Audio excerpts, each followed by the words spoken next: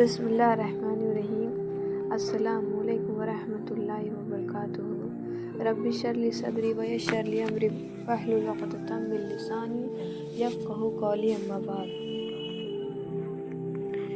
آج کے دور میں انسان کے پاس ہر چیز ہے، کمفرٹ ہے، فیسلٹیز ہے، ٹیکنالوجی ہے، سوشل میڈیا ہے، لیکن ایک چیز گم ہے، سکون۔ دل چین نہیں پاتا، دماغ ہیوی ہے، سوچ رکتی نہیں ہے، کسی کو انزائٹی ہے، کسی کو ڈپریشن ہے، اور کسی کو لگتا ہے کہ سب کچھ ہوتے ہوئے بھی میں بہت اکیلا ہوں۔ لیکن سوال یہ ہے کہ کیا ڈپریشن صرف اسپریچول ہوتا ہے یا کبھی وہ میڈیکل بھی ہوتا ہے، اور اسلام ان دونوں کو کیسے جسٹیفائی کرتا ہے؟ ایک سٹوری سنیں۔ مدینے کے ایک بزرگ صحابی کے پاس ایک جوان آیا اور کہا، میں اداس رہتا ہوں، دل گھبراتا ہے، دل نہیں لگتا، نیند نہیں آتی۔ انہوں نے پوچھا، بیٹا اللہ کے ذکر میں دل لگتا ہے؟ جوان نے کہا، نہیں۔ تو بزرگ مسکرائے اور بولے، یہی تو وجہ ہے جب دل اللہ سے جدا ہوتا ہے تو دنیا کے سارے کنیکشن بھی بے چین کر دیتے ہیں۔ یعنی اسپریچول ایمٹینس وہ ہے جب انسان کے پاس سب کچھ ہوتا ہو لیکن اللہ سے رابطہ، اللہ سے کنیکشن ٹوٹ گیا ہو، اس کا دل غافل ہو گیا ہو۔ قرآن کہتی ہے، الا بذکر اللہ تطمئن القلوب۔ اگر کسی چیز میں سکون ہے تو صرف اللہ کے ذکر میں۔ لیکن اسلام یہ بھی کہتا ہے کہ میڈیکل النس ایک ریالٹی ہے۔ اگر کسی کا برین کیمسٹری امبیلنس ہو گیا ہے، ٹراما کے بعد ڈپریشن ہے، تو وہ گناہ نہیں ہے، وہ مرض النس ہے۔ جیسے باڈی بیمار ہوتی ہے ویسے برین بھی بیمار ہوتا ہے۔ رسول اللہ صلی اللہ تعالیٰ علیہ وسلم نے فرمایا، ہر مرض کا علاج ہے۔ یعنی اگر تمہارا دل اداس ہے، تمہارے ہارمونز امبیلنس ہے یا تمہیں کلینکل ڈپریشن ہے تو دوا لینا بھی سننا ہے۔ لیکن اصل ہیلنگ تو تب ہوتی ہے جب روح اور جسم دونوں کا علاج ساتھ چلے۔ قرآن سکون کو لگژری نہیں، نعمت، بلیسنگ کے طور پر بیان کرتی ہے۔ اللہ نے کہا ہے، هو الذی انزل السکینۃ فی قلوب المؤمنین۔ وہی اللہ ہے جو مومنین کے دلوں میں سکون اتارتا ہے۔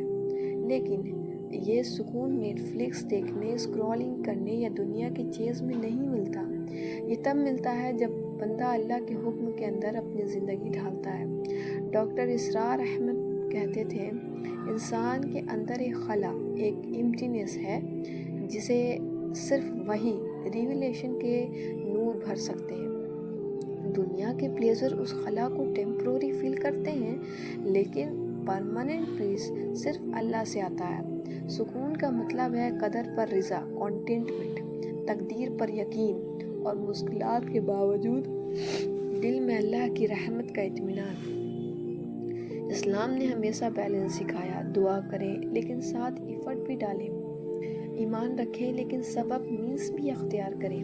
ایک صحابی نے رسول اللہ صلی اللہ تعالیٰ علیہ وسلم سے پوچھا، یا رسول اللہ صلی اللہ تعالیٰ علیہ وسلم، کیا میں اپنی اونٹنی کو اللہ پر توکل کر کے چھوڑ دوں؟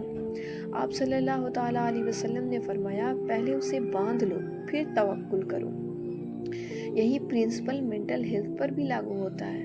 اگر تمہیں انزائٹی ہے تو دعا کریں، ذکر کریں، لیکن ساتھ میں ٹریٹمنٹ بھی لیں، روٹین بھی مینٹین کریں، باڈی اور مائنڈ دونوں کا خیال رکھیں۔ اسلام انسان کو صرف اسپریچول بندہ نہیں بناتا، وہ کمپلیٹ بینگ بناتا ہے جو دنیا میں بھی پروڈکٹیو ہو اور آخرت کے لیے بھی تیار ہو۔ رسول اللہ صلی اللہ تعالیٰ علیہ وسلم نے دنیا کا سب سے بڑا اسٹریس جھیلا، اولاد کے انتقال کا غم، لوگوں کی طنز، جنگوں کا بوجھ، دوستوں کی شہادت، لیکن کبھی ناشکری نہیں کی۔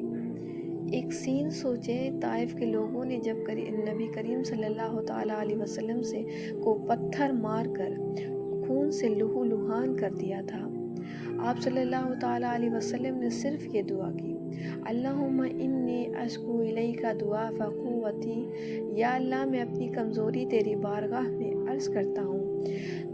یعنی جب اسٹریس آئے، شکایت لوگوں سے نہیں اللہ سے کرنی ہے، اور یہی صبر و توکل کا اصل ماڈل ہے۔ दिल दुखता है लेकिन ज़ुबान से शुक्र निकलता है। दुनिया पलट जाए लेकिन यकीन नहीं हिलता कि मेरे रब ने बेकार नहीं लिखा है। रसूलुल्लाह सल्लल्लाहु ताला अलैहि वसल्लम हर मुश्किल में ये दुआ करते थे, हस्बुनल्लाह व निअमल वकील, अल्लाह हमारे लिए काफ़ी है और वही बेहतरीन काफ़िला चलाने वाला है। डिप्रेशन के दौर में सबसे पहला स्टेप समझना ये है कि गुनाह नहीं है।